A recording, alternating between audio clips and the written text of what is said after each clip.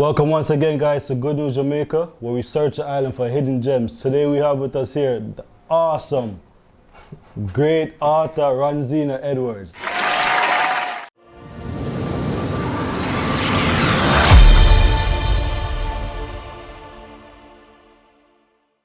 Self-published author of how much novels? Three? Three. Awesome stuff, right? So Ronzeno, just give us a brief idea of who Ronzeno is and where you're from. All right, well, I'm Ronzeno Edwards. Greetings everyone. I am a full-time author from Portmore, Jamaica, and entrepreneur.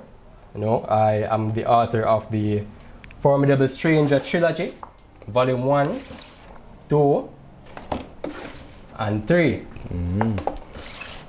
All right, that is basically me. Okay, cool. So Ronzeno, how long have you been writing for? Well, I would say I've been writing for most of my life. Started off with poetry, at a young age, but I didn't really take it seriously. I always knew I wanted to write novels, or well, these are novellas, really. Just say that one more time. Yeah, novellas. And you hear that? Yes, novellas. All right. Yeah. Yeah, because I was doing some research and realized that novels are actually a bit more over in the word count. Okay. So based on my book sizes, I found out these are actually novellas. So hear that, so I just learned something different. Novellas. Yeah. Right. So I even have it on the book here. It's a crime and mystery novella series. Okay. Yeah. But as I was saying, I always had the idea to write novels, from a tender age. But I didn't really get serious about writing books until about 2018. Okay. When I met a great author by the name of Andre Simpson. You know what I mean? Alright, cool. Met this man at a previous workplace, and he introduced himself to the group of us. Yeah, I remember that little one. Yeah. Someone said, "What? Jamaican author?" No. And we were walking to lunch one day. I'm touch him and say, "Yo, bro, I say, I always wanted to write books. Give me some pointers." And what was it you told me that I should just start writing? You hear that? The most important thing. Yeah, man, and that's the best advice I got up to this day. Just start writing. I didn't think about the name of the books. I didn't think about the storyline. As a matter of fact, I had one specific idea for a story at the beginning. And what I have in front of me today is nothing like that. The ideas will definitely evolve as you go. Yeah, it's like the books are writing themselves and we are the instruments. See that? Yeah. Alright, cool. So 1, 2, and 3, like what inspired you to actually continue writing after the first one? Well, I would say it's the feedback. When I wrote the first book, I shared it with a few people that I know, a few family members, close friends, and when them finish with them say, "No man, we need a part 2 for this." Because I ended the first one in such a way that it was a cliffhanger. Have them wanting more. Exactly. Yeah. All right. Cool. So there was a great demand for part 2. So after that, within the next 3 months, I finished writing part 2 and I published that. The feedback was great again. Loved it. Those two, first volume 1 and volume 2, I sold about 100 copies. So excellent feedback, and that pushed me as well to further go into the series, write volume 3. Nice. So, alright. So for those who actually want to get into writing and doing the same thing that you're doing, what would you want to say to those individuals as a tool or a gem to kind of like help them to get on the way with writing? Well, I would start by giving them the advice that I got first. Just start writing. If you know that you have a passion for writing, I would say just pick up the pen and paper, or just pick up the laptop, start typing. One thing I can say though is that when you're coming into this industry, don't expect that you're coming to be the next, you know, J.K. Rowling. Yeah, you know, you know, you have the idea that you're going to get rich quick, because I think we both can agree that that is not the case. You hear that? It's not the case. You know, even though I am a full-time author right now, you know, and this is my little liberty, it's not where I want it to be, you know. And even though I'm working on more books to be published very soon, you know, because you remember our last interview, I was talking about Blood Brothers. Yeah, man. So I am 4.5 chapters away from completion. Okay. You know, next in line I have the Diary of a Jamaican Serial Killer. Want to hear that? Yeah, man. Diary of a Jamaican what? Serial killer. All right. And that one is it's already getting a lot of traction. You know, a lot of people just by the name. Yeah, man. They want to read it. They want to see it come to life. All right, cool. You know, and what I have planned for that one as well. The main character, the Jamaican serial killer, is actually a female. Listen to me, man.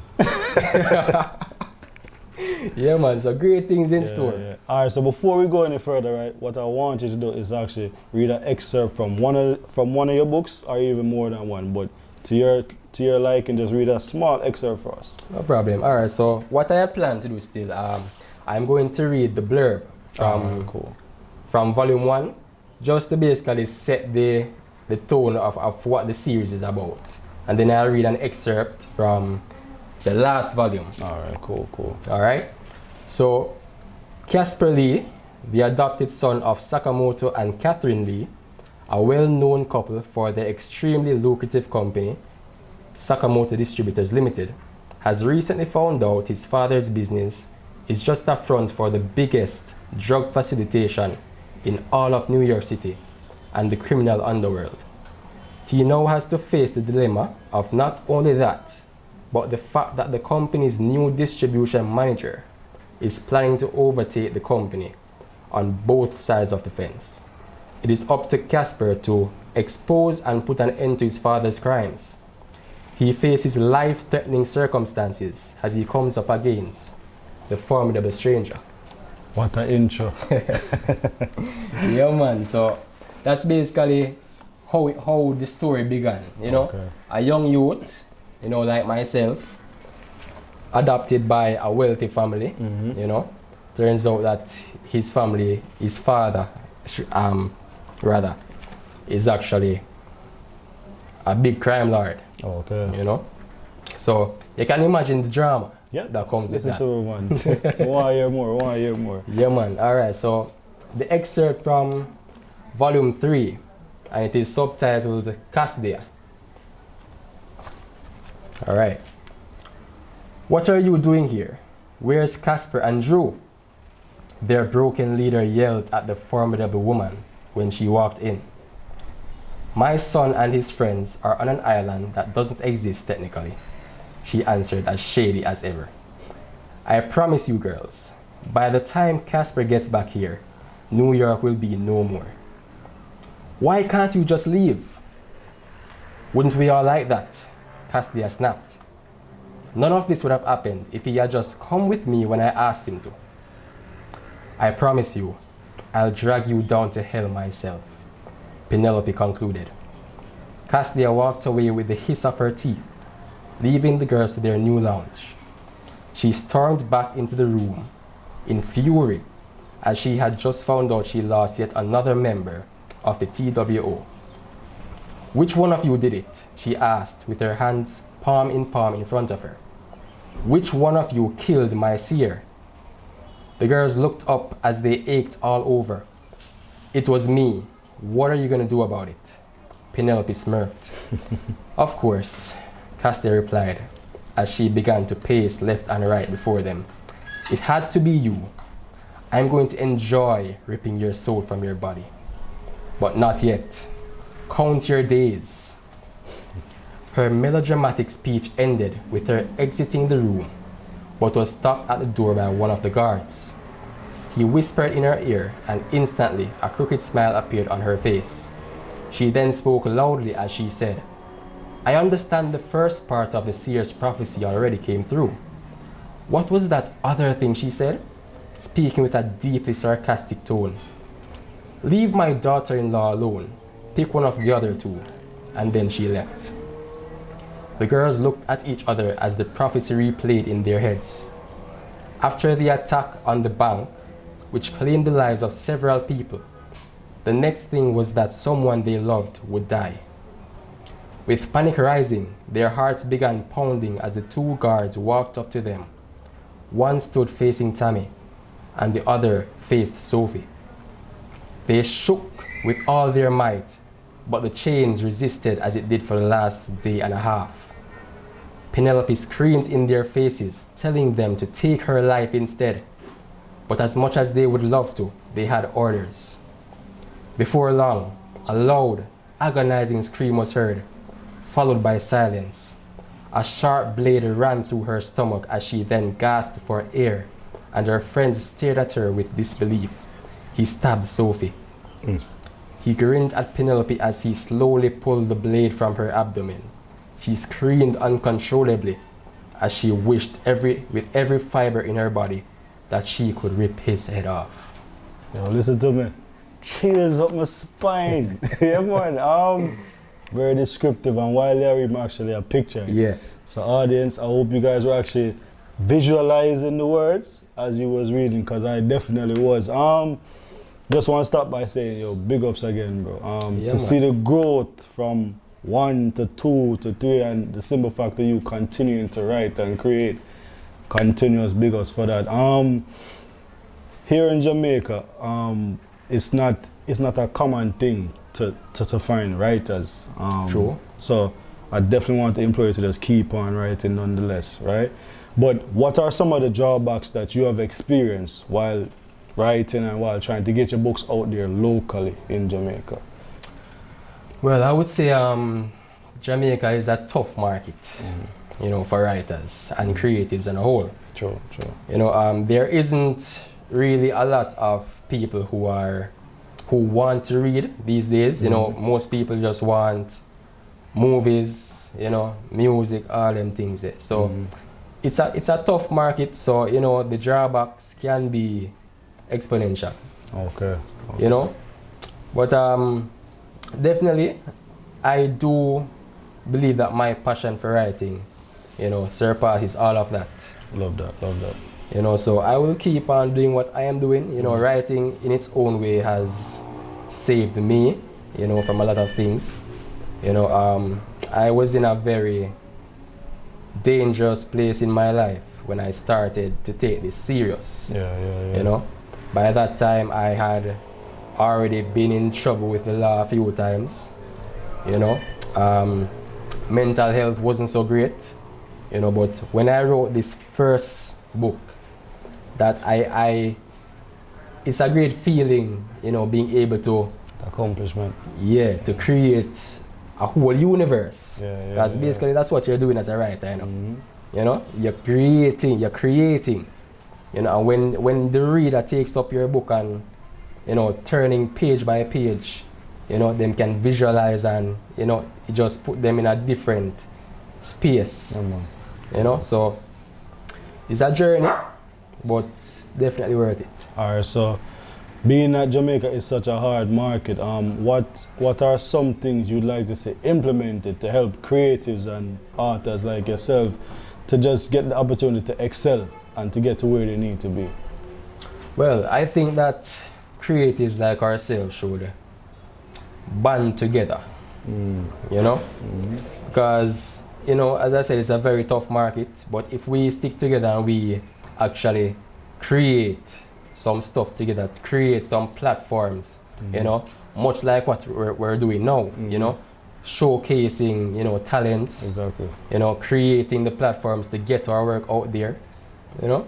I think that one day we can accomplish getting the feedback that we want on a wider scale from Jamaica. Sure. Yeah, man. So you guys hear that? All the creatives out there, just keep on doing the good work and try not to shy away from collaborating with those like yourself. So Ron, how can people actually get in contact with you to purchase copies, or even if they want to reach out to you for whatever other purposes? How can they get in contact with you? Well, definitely locally, I always encourage people to contact me directly. You know, they can reach me on my personal number at 418-4263. You know, I always make it a point of duty to do the deliveries myself. You know, personal delivery, you know. Yeah, man. So you get a chance to meet the author in real life. Yeah. You know, I have had the opportunity to get the books on certain bookshelves, you know, like in bookstores and stuff, but I made a personal decision that I'm not going to do that quite yet. You know, I want to continue growing the catalog, you know, per se, and when there's a greater demand, then I'll get the books on shelves. Which makes sense. You know, but otherwise from that, the books are available on Amazon for sale in the paperback format like these, and also in the Kindle version. You know, because there are some people who actually, you know, prefer to read stuff, you know, electronically. You know, so yeah, you can contact me directly. You can check me on Instagram as well. You know, my Instagram name is King Arthur, but it's KXNG.AUTEUR. Creativity again, you know. So you spell him King? Alright, yeah. Yeah, man. Alright, cool. Ron, just want to say big ups once again, and thanks for taking the time out to actually come and share with us, and even share an excerpt from the book.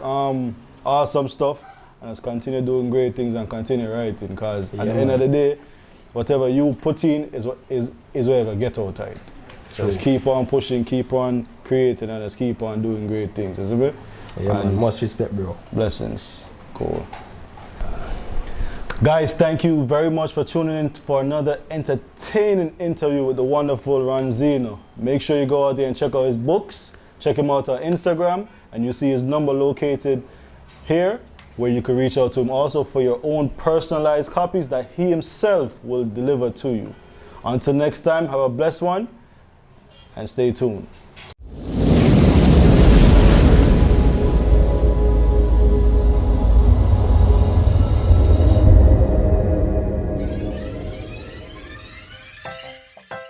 Thank you for checking us out on Good News Jamaica TV for content that informs, inspires, and transforms. Please like, share, leave a comment, subscribe, and hit the notification bell for more positive Jamaica content.